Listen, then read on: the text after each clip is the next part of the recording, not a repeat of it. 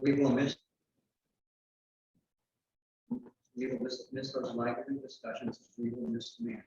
Peter is survived by his wife of many years, Nancy Katz. Please keep Peter in your thoughts and prayers. We're trying to work with Nancy and have a celebration of life arrangements probably in the middle of September sometime. That's all being worked on inside. And I would like to add to this, if we could have a moment of silence for Peter and for the 12 Marines and one naval foreman that died in Afghanistan today. I think that there's a critical situation there that we all should stay with something to really pray to and get everybody else safe. So we can just have a moment here and then close from there.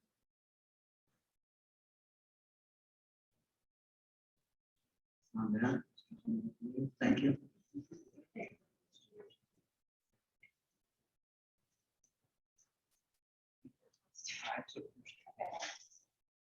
Okay, I forgot to introduce everybody, pardon me. Peter first is the one, and our Vice President Carl is leaving town. He's going to New York.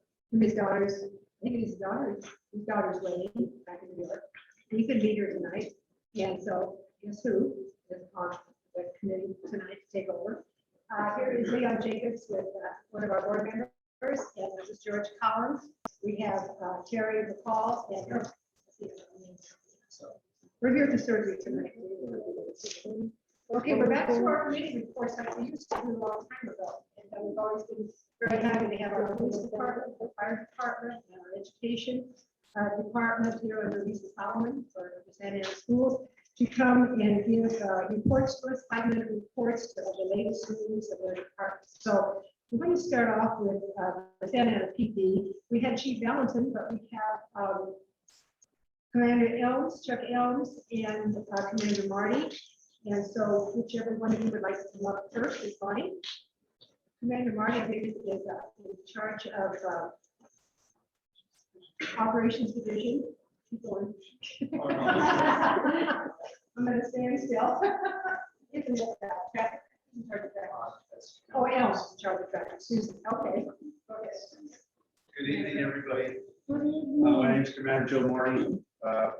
I've been with the Santa Ana Police Department since 2004, lateral from another agency. We currently oversee our operations division, which is a division within our field operations, right next door to our patrol division. And what I'm tasked with is I have oversight over a lot of our specialized teams, our civic center team, our COLT team, which is our homeless outreach team, our directed enforcement team that deals with all the special problems that need some special attention more than just a call for service, as well as our 109 team and our recording in progress.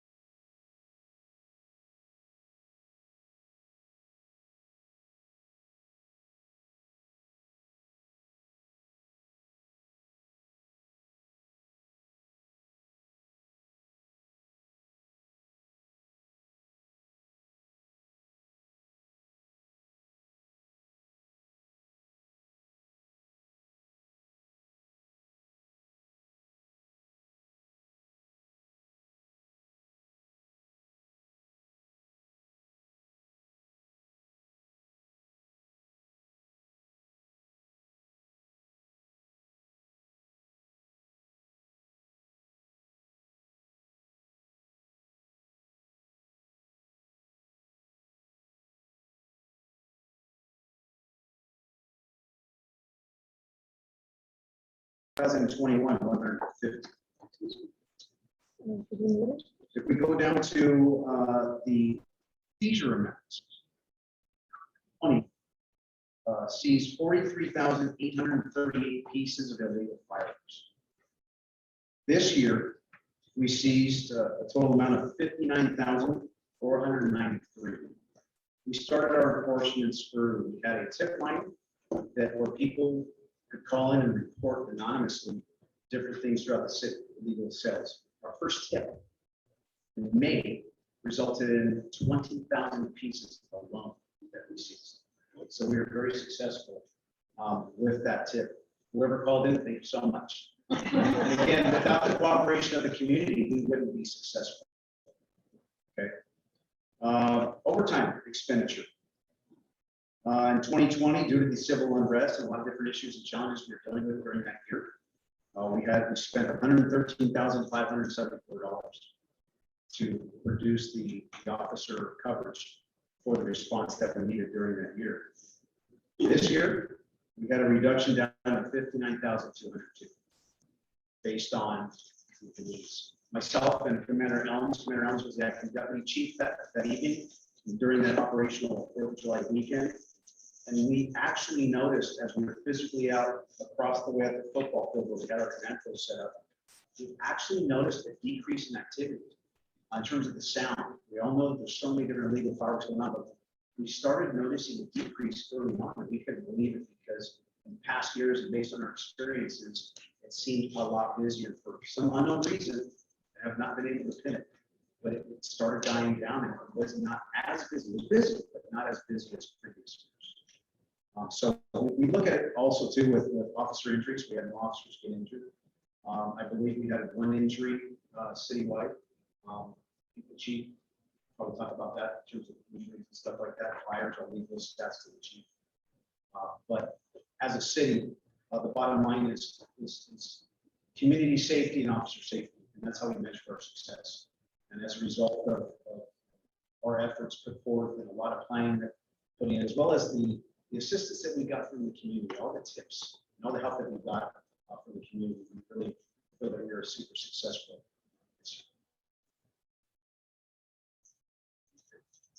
Thank you.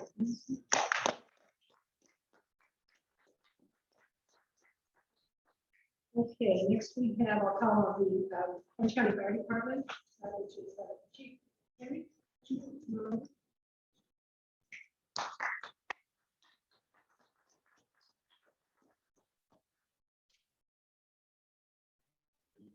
I'd like to first just acknowledge my community educator, okay, that's assigned to our division here. And her name is Carmen Cardenas. And this year, because we didn't have traditional school in session, it was a challenge for us to get our word out, to talk about safe and sane fireworks, illegal fireworks, and all that. And so I'm going to have to hand it off to her and her team for really doing a multi-language, multimedia blitz, as well as public safety announcements, service announcements on Channel 3 and all. My name is Jude Henry. I'm the division chief here in Santa Ana. I won't tell you how long I've been in the fire service, but I started in '84, so I've been doing so well. And I've been lucky enough that almost 90% of my career has been here. So just love working here, love the community. So to give you an idea, to echo, what Commander was saying, we did notice a reduction in calls this year for us, which is good. Our property damages for this year were quite significantly down. We saw about $114,000 in damage, which is a lot, right? But in past years, we've had $300,000, $400,000, $500,000, $600,000, $700,000. We saw a reduction in injuries. We had a total of 46 injuries. As you can imagine, probably more than 50 to 60% of those were related to burns. Of those injuries, 70+% were related to illegal firearms, and only 4% were related to what we can track as safety. So we saw that go on. As far as incidents in our city, we had a total of 51 incidents. Everything from dumpsters on fire to palm trees, fences and stuff. This year we only had one structure fire related to fireworks, and it was the back of the porch. From what our investigators could tell, it was a skyrocket in Europe, which I found some backflips, caught some stuff on the deck on fire and stuff. And so, but all in all, I mean, I know it's not perfect, it's not exactly what we want, but it's a tremendous reduction from what we saw last year. So last year, we just saw our numbers escalate. One of the benefits of having a regional fire service like us is we brought additional fire engines to respond to the incidents, okay, in our city from our neighboring cities that we provide service. So we had units from Irvine as well as Mission Diego to come up and assist us at no extra cost to the city, just to help us with our resources. We also had additional chief officers, battalion chiefs to help forward their responses. So that's pretty much it. I'm not take any questions or anything like that, but like I said, I think our total number of incidents revolving related to fireworks was 59. So we have 46. All right. Yeah. Thank you. Yes, sir. We did notice in South Coast Metro area that there was some hot fires. Because usually the mass fireworks last fires.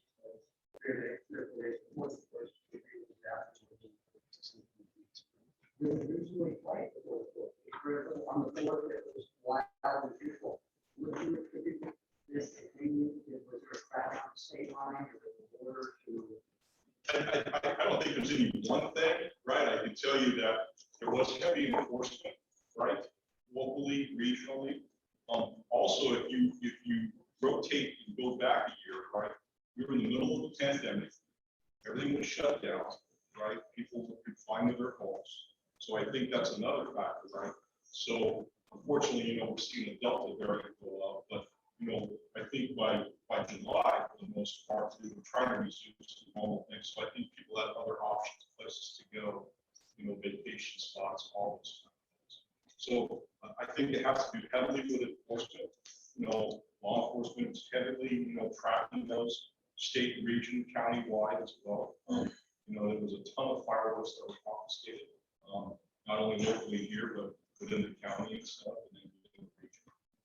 So I think that was a heavy big part of it. But also, I think we had less people who were shooting our fireworks.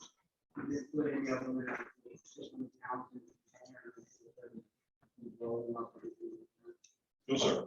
No, sir. So, Thank you. you're welcome. I have a question that's not related to fire. Okay, for me. Yeah, Yes, ma'am. how are you? I'm doing great. Good, good. Yeah, we're staying very busy, as you can imagine, right? I live around the block. So locally as well as we've got about over 100 of our members are up there assisting our neighbors up I there can fighting fires. About 7 or maybe a little bit longer years ago, there was where you go to the neighborhoods and put in free fire detectors. Smoke detectors. Yeah, smoke Yes. detectors. Is that program still going on? It is still going on. It basically we had to put a stop on it in 2020. But it's been more than we did it in 2019. Okay. So our plan, we were hoping to try to do something this fall, but with the numbers of rising and all of that, we're not going to anybody's homes. And part of it is that our people are responding every day on COVID related calls. And so none of our people want to be, a carrier to anybody else.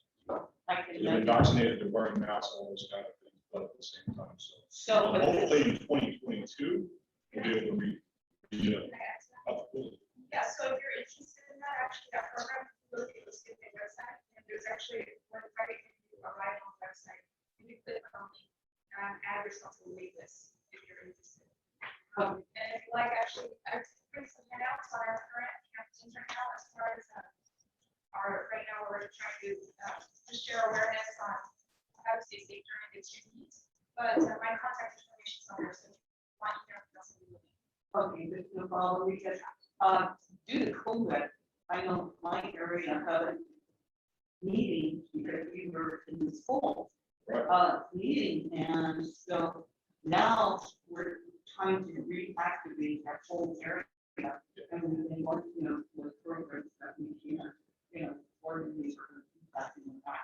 I mean, when you're dependent upon the schools to make those down, and that's the only way that your neighbor is eating.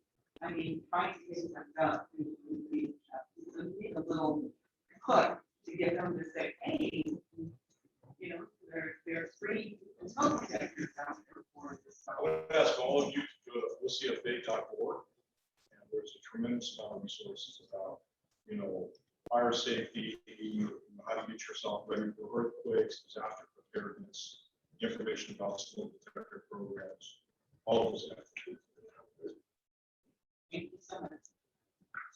I just want to say, that personally, I feel so blessed and so lucky to have a fire department, that help us all. Like a month ago, in Second Street, we have a house in fire. It was, like a few houses from my house.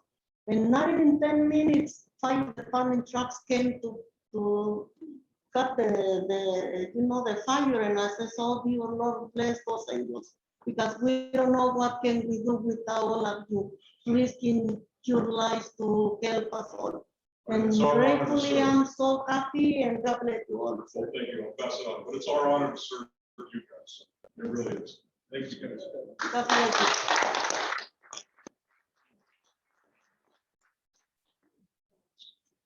Okay, next we have education with Lisa Solomon. I believe she's on the Zoom. We'll listen to her. Okay.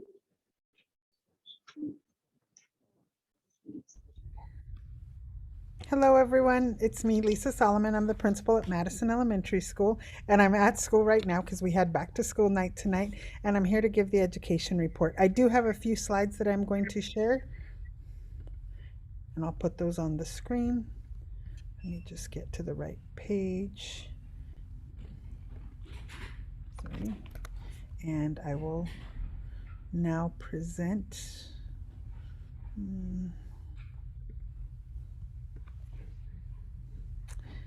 And we just want to let everyone know that we are back at school.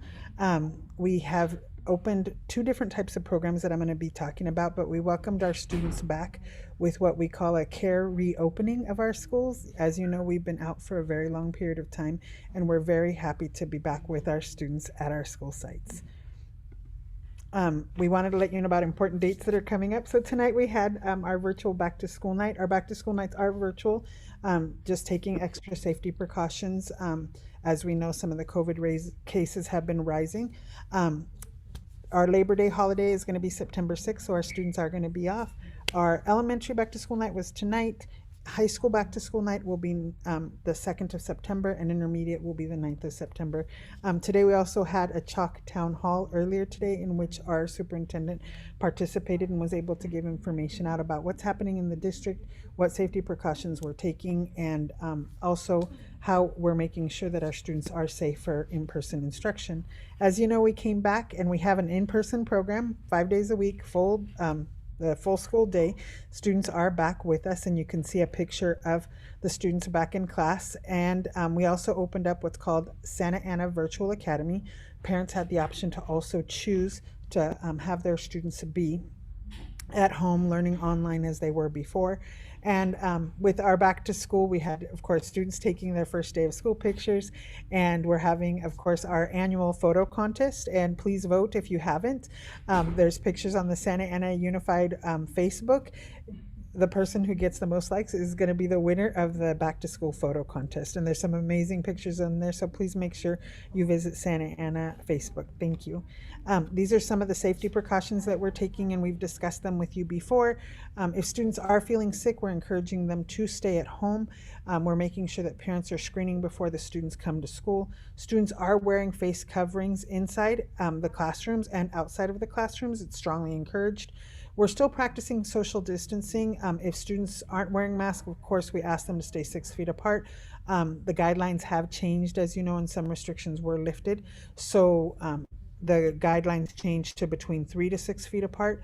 We're still encouraging students to wash their hands and follow all health and safety protocols. We have students now not sitting next to each other, but they're sitting in separate seats in order to be safe. We also had a lot of building projects that have been going on.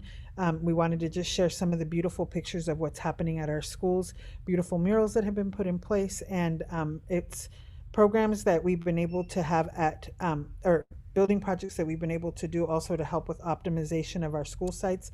We have had a couple schools that have become K-8 schools. Here you see pictures of Muir and Carver Elementary. And here's the Wellness Center at Garfield, which, as we know, is a beautiful historic building. And now it is a wellness center where people in the community can come in and look for different programs and services that are provided. And this is at Garfield Elementary School. We also had Century was able to get an esports lab. So students are learning about gaming, game design, as they are also having fun, as you can see in this beautiful lab. The Santa Ana High School library was also modernized, as you can see. And with optimization, we had a couple of schools, and this is one of the schools. It's McFadden Intermediate School. It's now become McFadden Institute of Technology, and we were able to make it a K-8 school. So parents have the option of sending their students to McFadden. The same thing with Sierra. We were able to have it become a K-8 school as well. We wanted to let everybody know that we continue with the vaccine clinics. Here we have a picture of Dr. Patel and Rite Aid, who worked with us to make sure that we are vaccinating people. We've vaccinated thousands of people, and he was recognized at our last board meeting. We're having continuous vaccine clinics at different school sites. We've been posting them on all of our social media, and as well as the Santa Ana Unified website.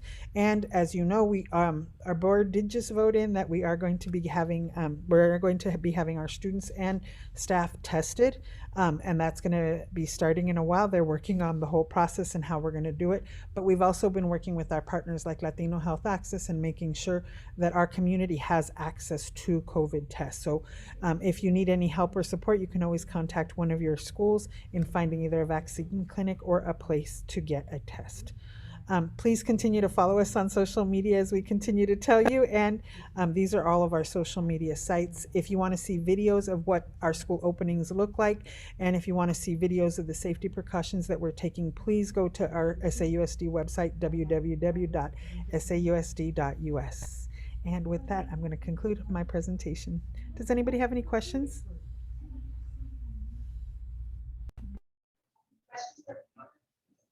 Okay,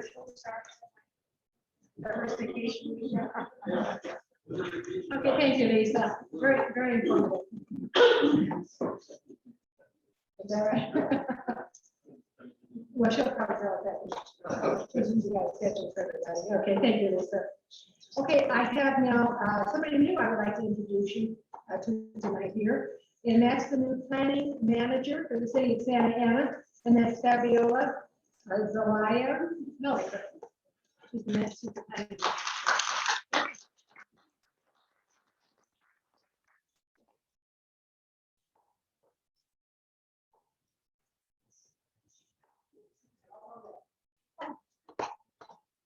Thank you. Good evening. It's so great to be here. Yeah, I just joined the city about 3 months ago.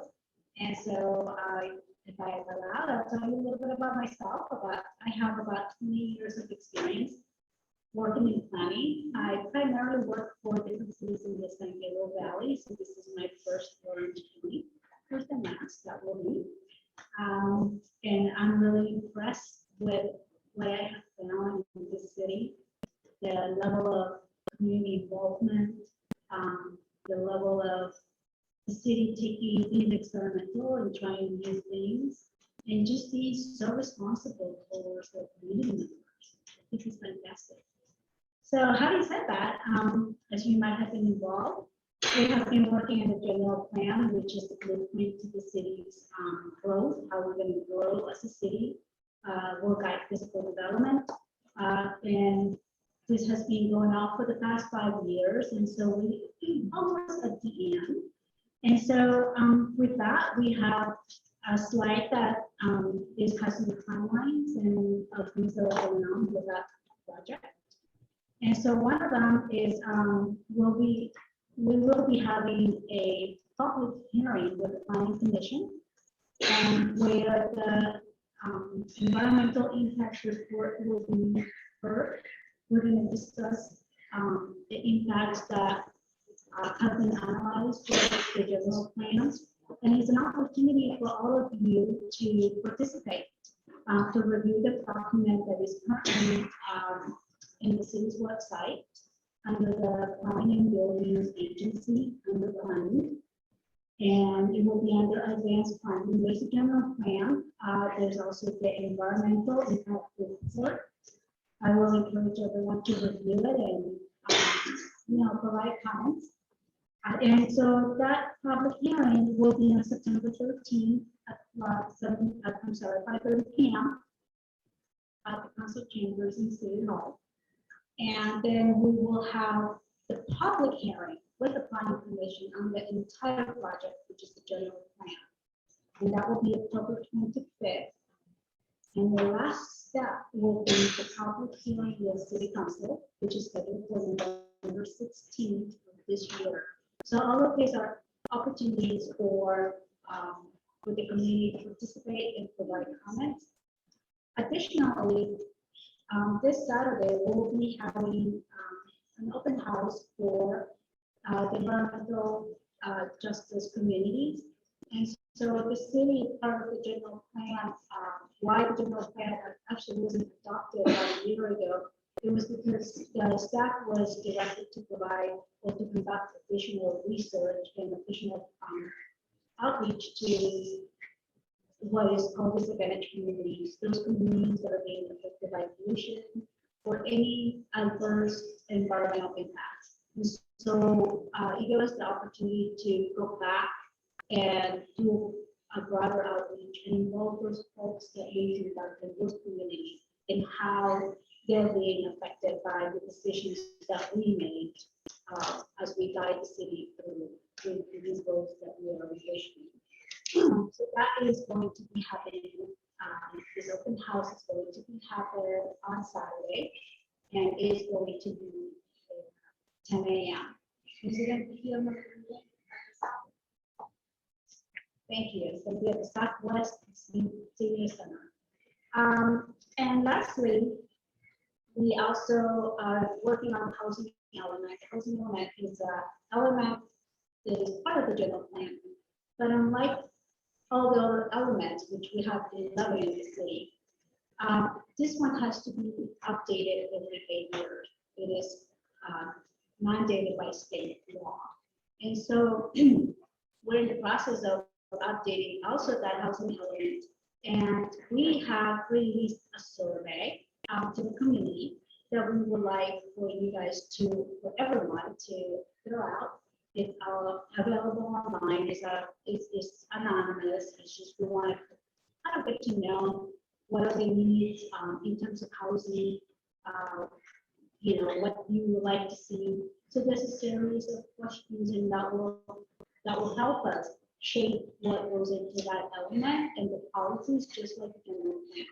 And so, it's a community plan. It's not the planning document, is the community plan. And so the only way you can plan is by having input from the community. So please take the time to fill out the survey. There is a slide with the information where you can get that the survey. Also, too, we have some flyers on that table that you can take one with you. There's a QR code in one of the flyers to help you double click into the survey as well. And again, if you have any questions, please feel free to reach to the planning division. You can ask for me or any of the staff members, and we will be more than happy to assist you. So thank you so much for your time. If you have any questions, I'll be very happy to answer you. State are held responsible for everything that's happening. And that's all been falling on your shoulders. But I do have a very serious concern.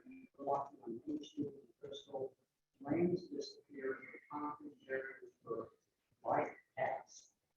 And if you like that, I mean, it might look good on paper, and I'm looking up my question. It might look good on paper, but you can already see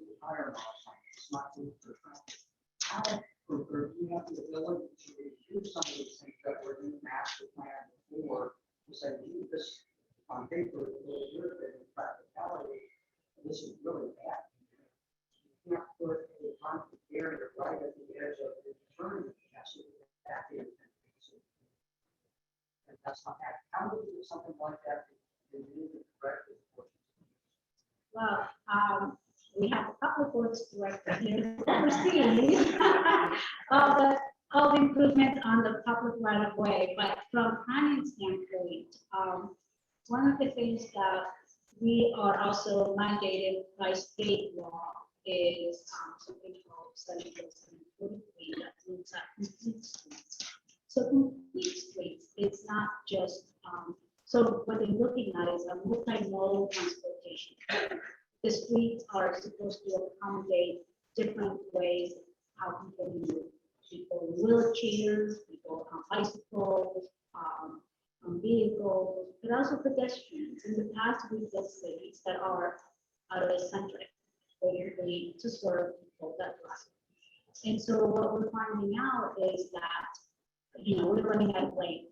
We really can't continue expanding our streets, widening our streets or freeways. We're really running out of land. And when do we actually say, okay, where do people live in small little places, and we dedicate all the land to parking and to streets? And so there has to be a balance. And I think, in addition to that, everything is kind of, interrelated. And so the more you expand your freeways and your streets, there's more vehicles. If you build it, they'll come. And so what happens is when you have vehicles too, there are gasoline, there's also emissions that get created. There's like one problem after another problem.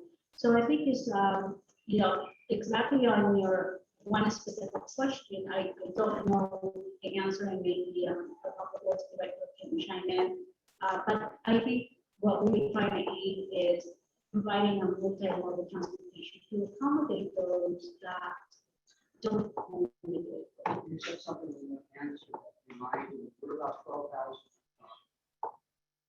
resident people per square mile right now. And that's pretty high density.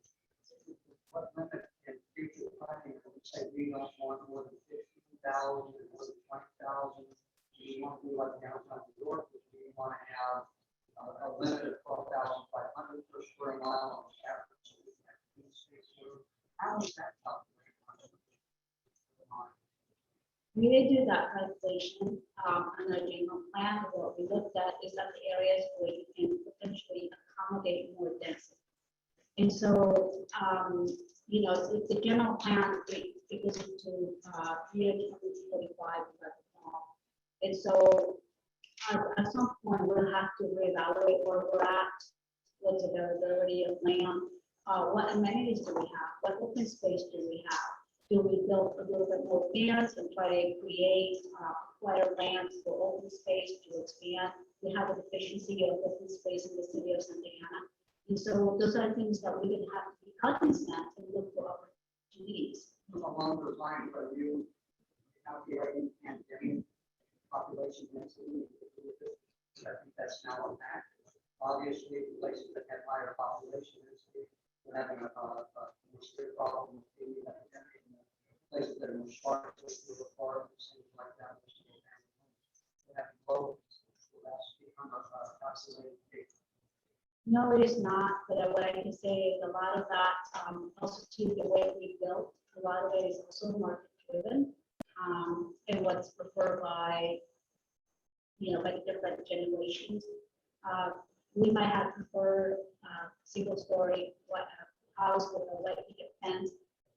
The newer generations might prefer not having that type of housing technology because they don't want to do any yard work.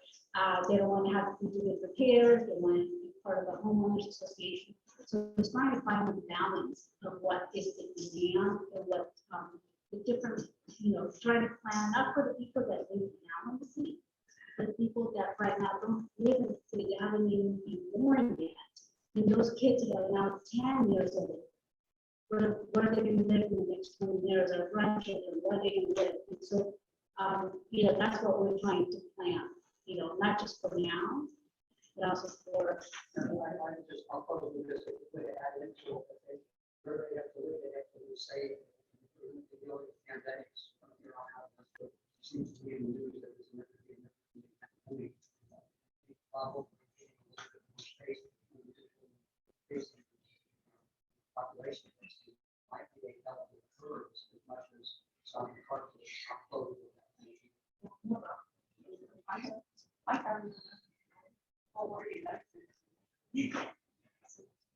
Answer to your question, you have a major problem, and the antagonist of the Sacramento, Weiner, whatever, the senator out there, Scott Weiner. He is very powerful, and he's going to be eliminating residential housing. In other words, when they're coming in, getting rid of, and it looks like it's going to pass, no more neighborhoods. Sell your house, a developer can come in and put up apartments in there. Right, no, affordable housing, it's all coming up with you guys. So, Noah's plans, you're talking about open space and so forth. Plans are going to be hard because there's not going to be, because of this bill and what they're doing in Sacramento, as far as under the guise of affordable housing. So that means that we have no choice. I mean, we have no to say who can buy the house. Our neighbors can sell their house, developer can come in, buy it. Boom, you can put up an apartment complex. Your permit parking no longer is valid, according to this bill. You no longer can have permit parking in your area. So we're fighting Sacramento, guys.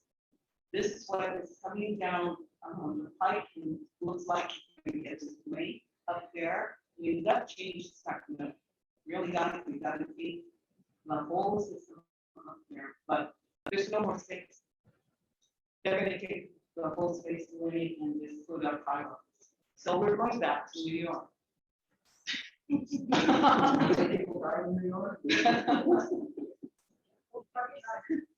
No, I mean, It's fast. You have to stay over here. One foot to the other. Oh, I just wanted to know what they foresee in the housing along the streetcar and Warwick. Have you projected what kind of housing you're gonna, Yeah, density and? we are projecting to allow for higher density along where there is public transportation, access to public transportation.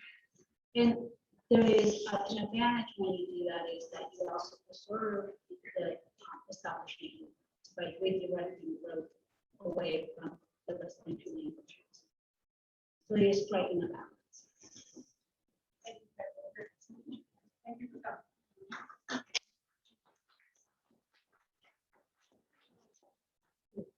They're always interesting. Okay, we've been through all the committee reports now. I thank you all for coming and giving the reports. They're always interesting. I know a few years ago, we started quite a while ago, but I know a few years ago, people started to come to us here and say that seems to be sometimes the most interesting part of the evening, because you're finding out things from the different departments in the city that you don't normally know or can find out. So we find out. Okay. So anyway, next we have our guest speaker tonight. Is Commander Chuck Elms. Okay, if you would please. He's going to talk a little bit. I can't be a lot, I'm sure, but a little bit about traffic concerns and questions. Great. I'm going to stand up here. That's okay. We're going to be able to see this, right? So I was going to give Commander Marty a hard time. He had to step out. And how I prepared PowerPoint.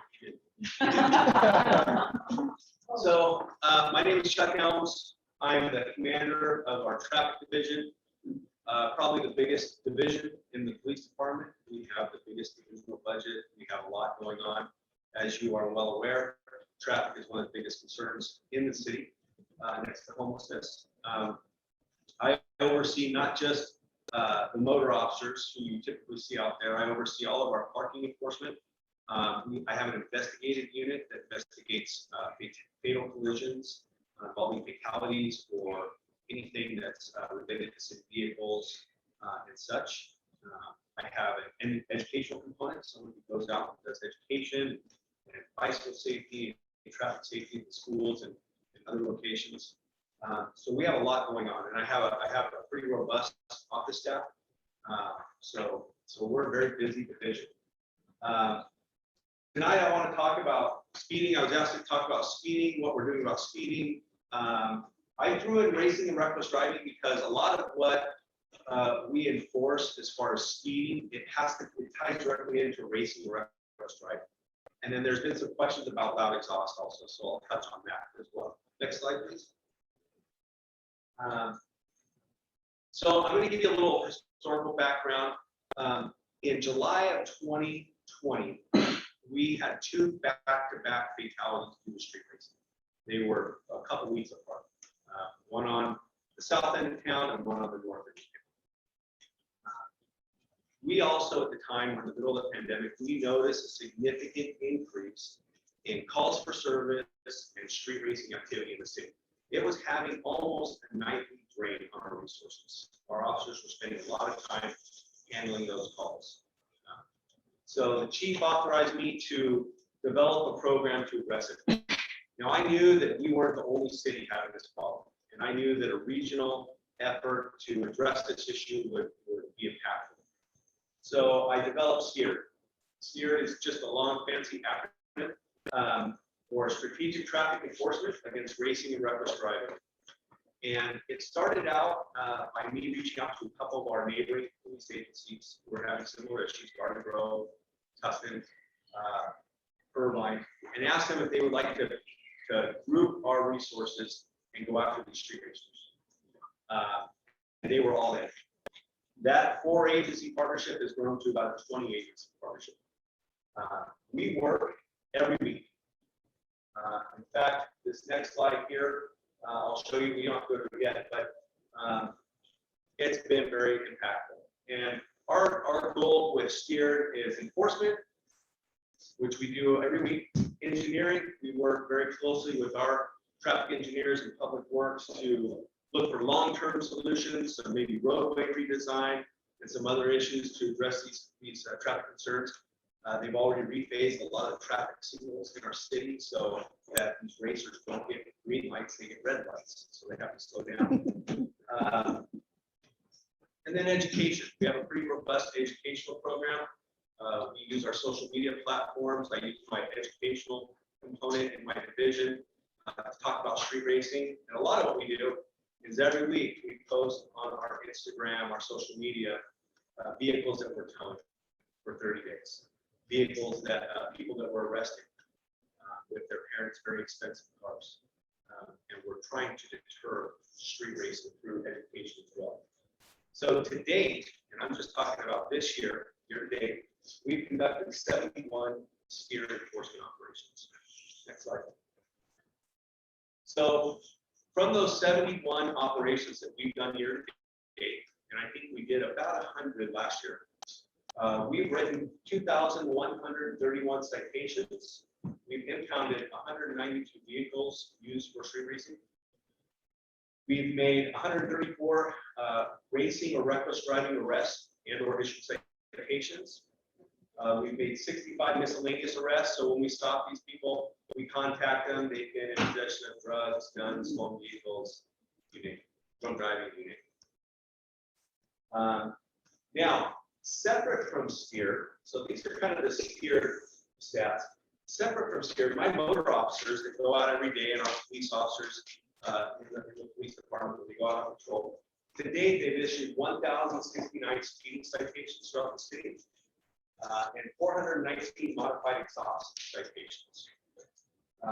Modified exhaust. So I had a good question from the gentleman over here. So there's no sound ordinance necessarily for loud exhaust. What we decided for is a modified exhaust.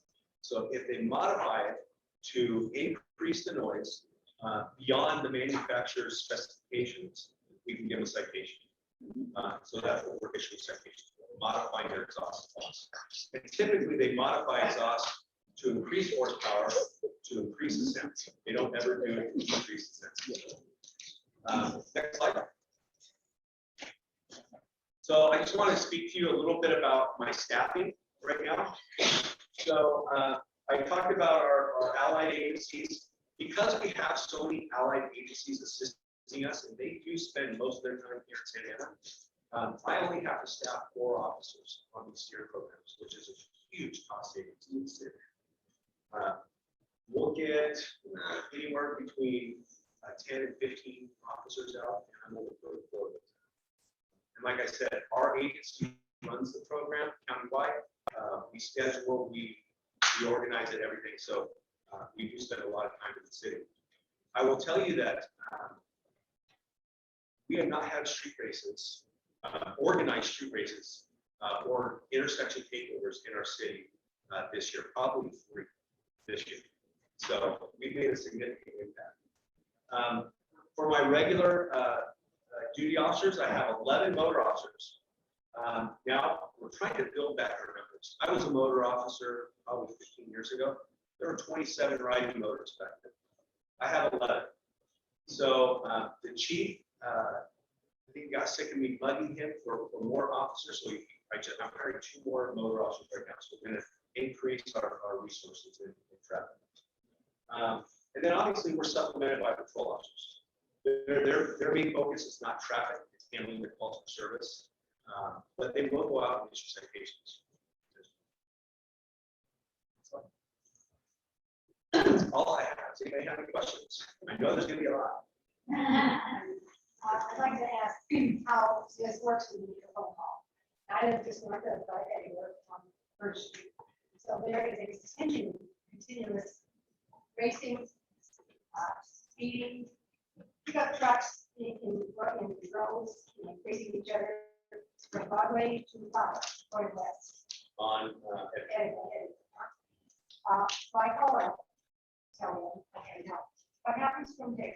I know they're not going to break right out to that area right there, it's going to be wrong.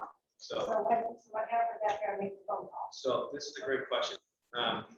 So a lot of our response to the street racers is intelligence based, and it's based on data that what days of the week are they going to be out there? Because, as you can imagine, our police department and all the other agencies participating can't staff people every night of the week. It just would be, it would be so expensive.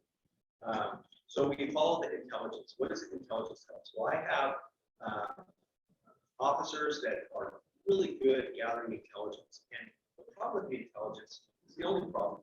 It's very time sensitive, so they get it last minute. So with the car clubs that take over the intersections, not the trucks, because they're different car clubs.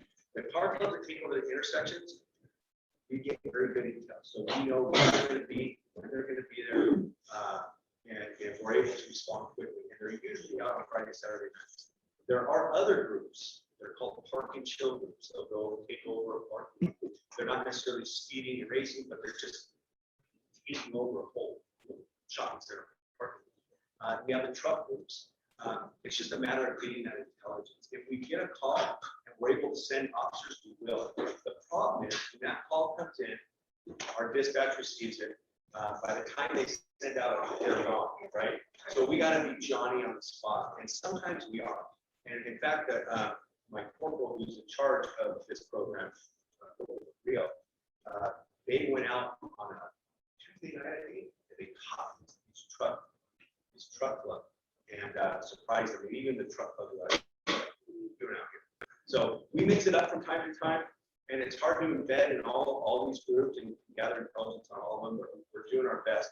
The ones that really have caused problems for us are they do the intersection takeovers, and 200-300 kids go out in the street and take over the intersection. Causes a big concern. Obviously, the racing on a long strip of roadway also has an impact. But we've seen a decrease across the board with all that activity. It's not gone. They still pop up, but they are definitely staying out of Orange County. And the intelligence indicates that. So we have a program similar to steered out in Inland Empire. There's another program similar to steered in LA, and all of us talk to each other. And the intelligence they're getting out in Inland Empire is that Orange County is hot. Stay out of Orange County. We're getting that same feedback from LA. So we are having an impact.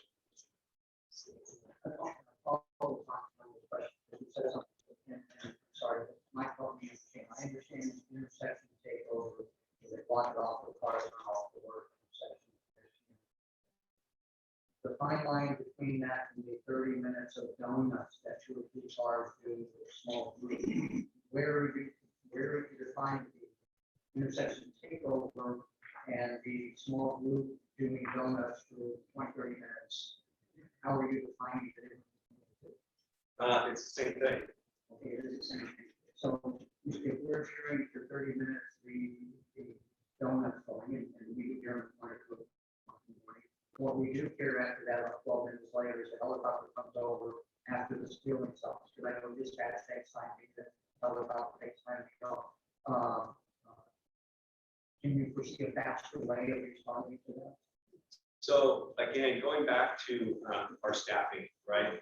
I can guarantee you that 30 minutes, first of all, that's a long time to take over an intersection. Usually that's not how they operate, but it could be, they could be doing that. But the large groups typically take it over for maybe 10 minutes and then they sprint. I can tell you that while steered officers are out there, that is not happening. That is not happening. Because we are so synced with all the intel that that's not happening. But again, we can't cover every night of the week. And so if we have 15 officers out on patrol and they're all on calls for service, you know, it's hard for us to get there. You know what I mean? So as we, I'm sorry, I just didn't know if there was a break of, okay, there's just 3 or 4 cars doing it. There's 200 people. I didn't know if we had a break point where you're considering it all at intersection. yeah, we have a priority to respond. We respond to all calls for service. A lot of cities, even because of the pandemic, are cutting back on the types of calls they respond to. You know, some cities are not responding to a call unless it's a violent felony in progress. I can't imagine that. We respond to everything. So whether it's 300 kids in the street or 1, we're going to respond. So it just it depends. You know, circumstances dictate kind of how long it takes to do it. My question is in regard to bicycles. I've seen that there's a lot of group of over 100 kids going to neighborhoods with a lot of music and then a bicycle. And they go to the neighborhood, they know the stop, but they just couldn't be yelling. Is it anything that they go fast? By the time you go to police department, you just let them know what the rest of the day is like. How can we address that faster in a way that is really a problem? I think Arnold was talking about the group that posts live on Facebook. While we're doing it. So I heard about that group, and then I had to run to my office over the weekend, last weekend. So I was here late, and I was coming back. I was driving south on Grand at 4th Street, and there's probably 200 to 300 bicyclists in the parking lot of 7-Eleven. And I go, I finally see them. There they are, right? So you know what? It looks like just another type of club. You know, they all seem to have similar bicycles. I don't know the type of bicycle, but you know, whenever bicycles are on the roadway, most bicyclists don't know this. A bicycle has to obey the rules of the road as if it were a vehicle. So it needs to, they need to signal, right? They need to signal. They need to come to a complete stop. They have to, you know, go with the flow of traffic. So a lot of bicyclists don't know that. So if we're out and about and we get a call, like I said, we go to every call we receive. So we would send officers out to evaluate that. As far as conducting a big enforcement operation, there's just so few and far between when they're out. You know, and we don't get a lot of complaints, honestly. Yeah, that's sorry, yeah.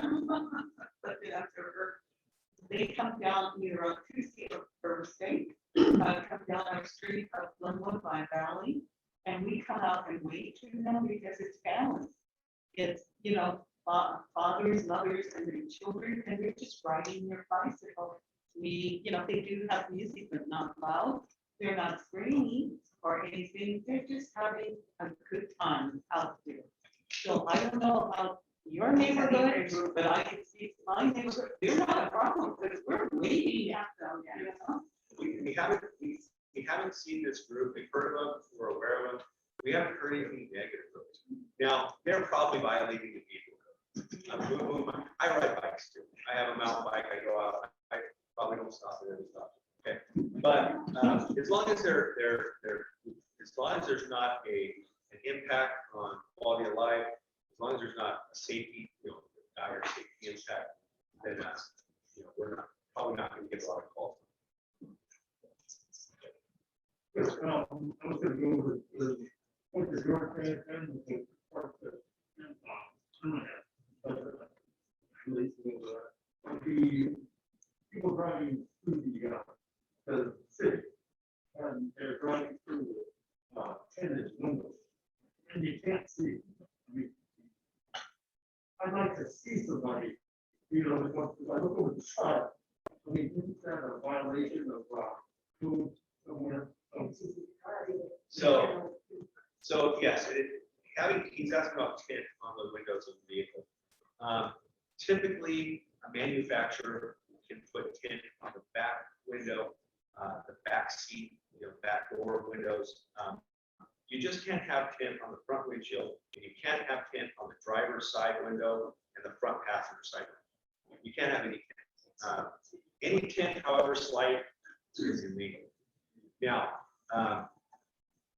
is it a problem? Yeah, it can be. I mean, as a police officer, when I was on the streets years ago, I'm stopping a vehicle. This is an officer safety issue, right? I would verbalize from my vehicle, roll down all your windows because I can't see inside. It can be a nuisance on the street too, but at the same time, we're not out there enforcing. An officer might stop someone, could issue them a ticket, could issue them a warning. We really don't, unless there's a specific need, we're not going to get people over a equipment package.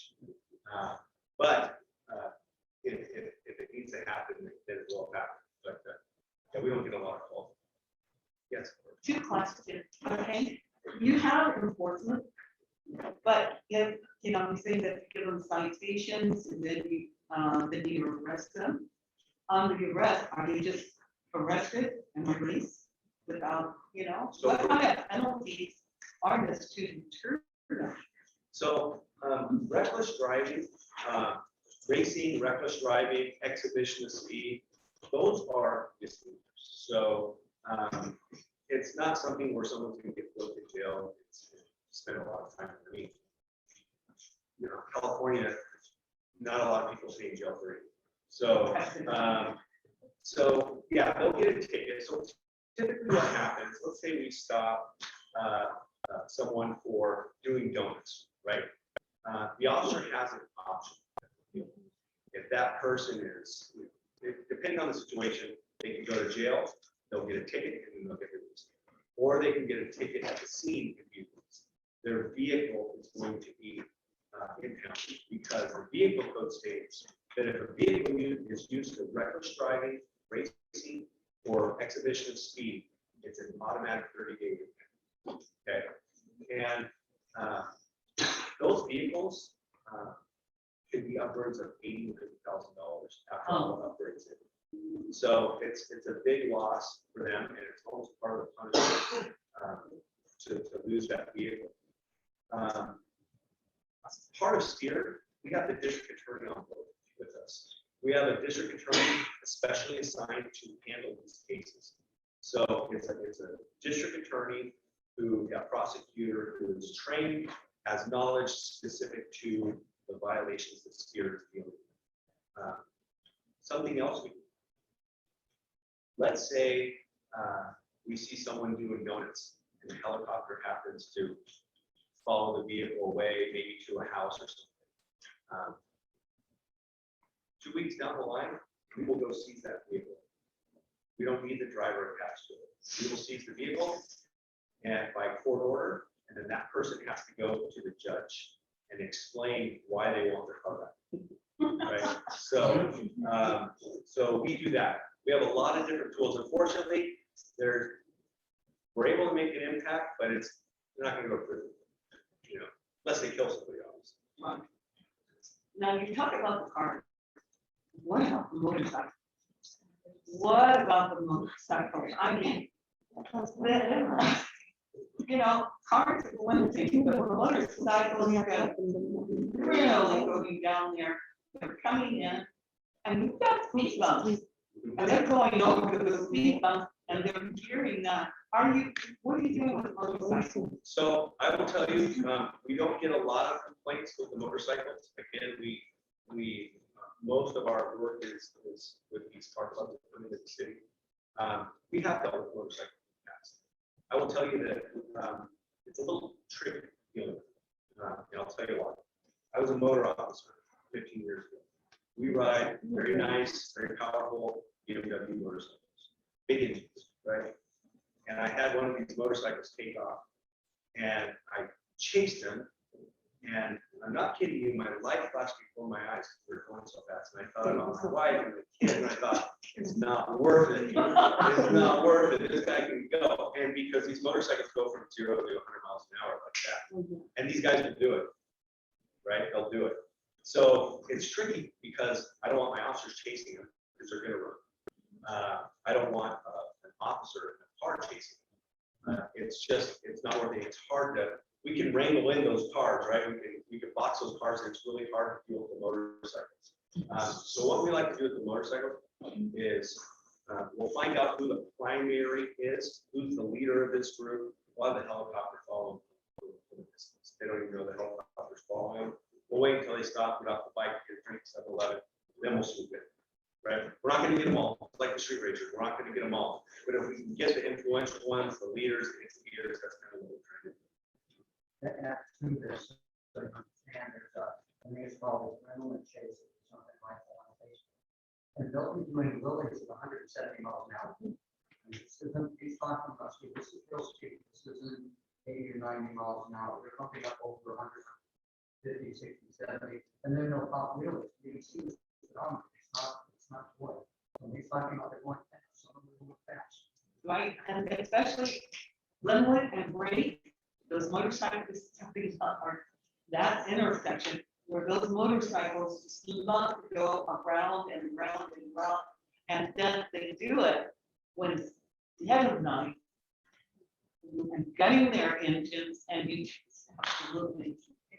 We're not calling, we're not calling them children of God. I'm calling them something else, definitely. The problem with the street racing, the motorcycles, all of this, it's not like Commander Elms has a poker party every Friday night, it gets out of hand. And we're going to start putting police at his house. We don't know what's going to happen. We just don't know when these intersection takeovers, when these groups are going to come out. They're very sly on they communicate via social media. They're very sly with it. Everything is last minute.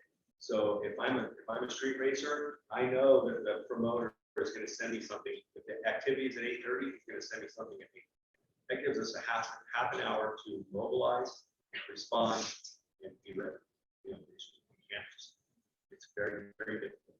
Very difficult. But we are being successful. What else? Yeah, I see, like the 2 nights, like you hear like there's 2 motorcycles. And you can hear the loud noise, like starting from Flower and First. And they going, like I say, oh, dear Lord, 3 o'clock in the morning, I'm knowing, like they go passing the red lights and go around and they having fun, but very loud. As I said, dear Lord, they're going to kill themselves. So you can hear like bullets in the street, motorcycles, 3 o'clock in the morning. Well, I would, Flower that's a and tough First. one, because I would put my officers in timeout if they chase those guys. They hear like they're so fast and so loud. Oh my God. Yeah. Any other questions? So I will see you all next week. I'll dust it off. Thank you, sir. Thank you.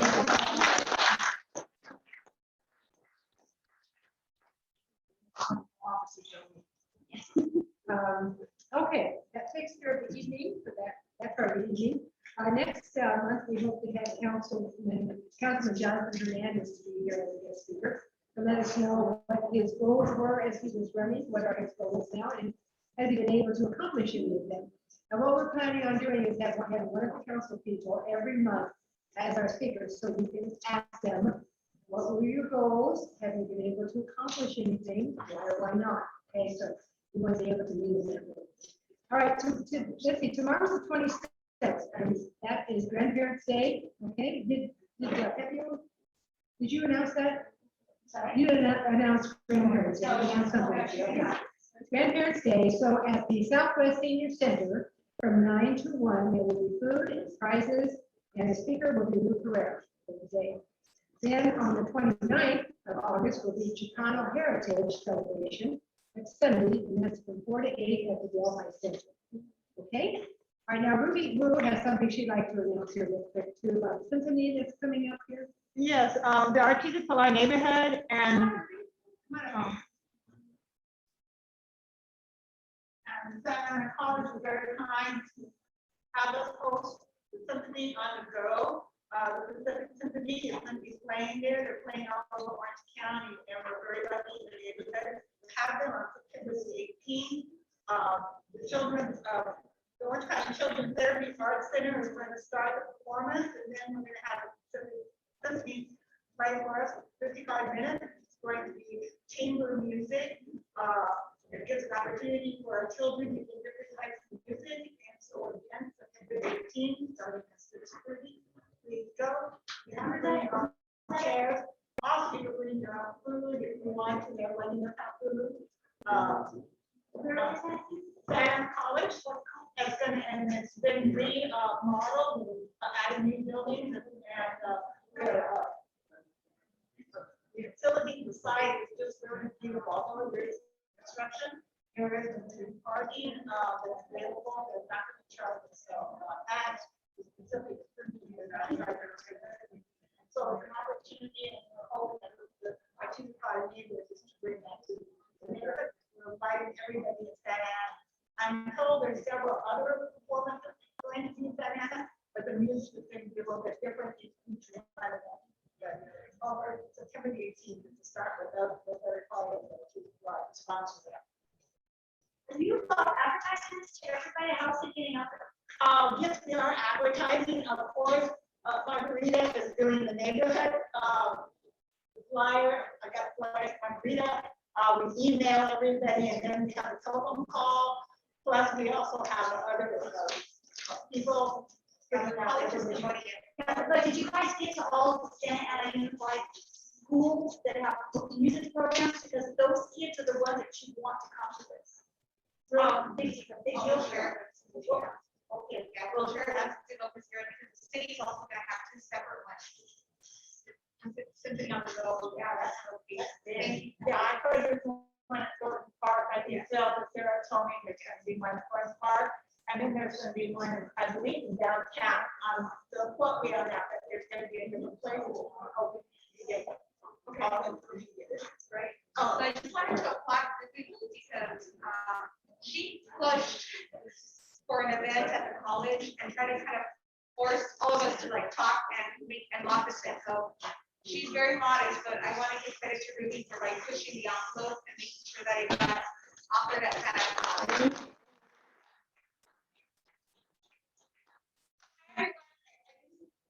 unannounced. So Margarita, Macedonia, I just wanted to remind people that you might have received an email from Alyssa, our rock star on our team, Alyssa Ventura. Anyway, so we are trying to streamline our process to get information updated. That's one. Two is that we're also interested, whoever wants their email and their name on your webpage, on the page that you have your neighborhood page on our city website, we could make it available. That part is optional.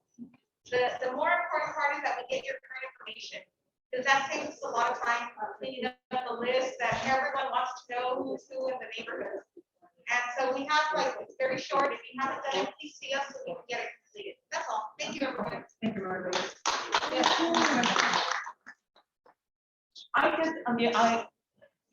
You gotta be proud about Santa Ana Calling, okay? A bit, because no, go like more towards the From front. here, Ryan. From here, Ryan. Yeah. Yeah. Perfect. Okay, I'm on the foundation board at Santa Ana Calling, okay? I'm a board at Christine. We just got the biggest endowment in the college history, $1.4 million from the Fairbanks family and the Chase family. The biggest, they did that because they believe in Santa Ana and the students and the college there. So guys, $1.4 million to our little college at Santa Ana. You should be very proud of what's being done over at Santa Ana. And like Ruby said, if you haven't, now the campus is open. You gotta see the STEM building that your Measure Q dollars went for, and Johnson Center. That is the largest center of them all. And when you walk on there, one thing I like it, we're on it. I say nothing like any other campus in Orange County. We're on a corner. It's open. You can walk right through it, okay? There's no barriers. But when you get there, you're going, this is what education is all about. Because that college symbolized, once you step on that college land, we believe that you're going to be successful. So if you haven't been to Santa Ana College, just stop by one weekend, walk on the college or during the week. Now that college is open and students are coming back, see what your Measure Q dollars have done for you. When I was there, I took senior life state for my teacher course. And in order to pass the course and everything, to be a senior life state, you had to learn the lessons of that pool. Of course, it's an Olympic pool. So that was a lot of stuff. So our gym teacher let us do them during our lunch periods. So we were doing it. A lot of us got to about 50 degrees. So that got pretty good. So we just started to come, walking like this back and forth. She caught us. After she caught us, we had to do it all over again. We finally did it. It took us two lunches to do it, but we finally did it. That was a long time ago. Well, I want to thank everybody for coming tonight, and please tell your neighbors or your friends that you know who normally come here, maybe you come in the past, bring their masks or feel free not to, whatever you think, it's up to them. To come back and let's go at the meeting. Yes. It'll slow to go, but I think it's going to be fun. Thank you so much, everybody. Hold on.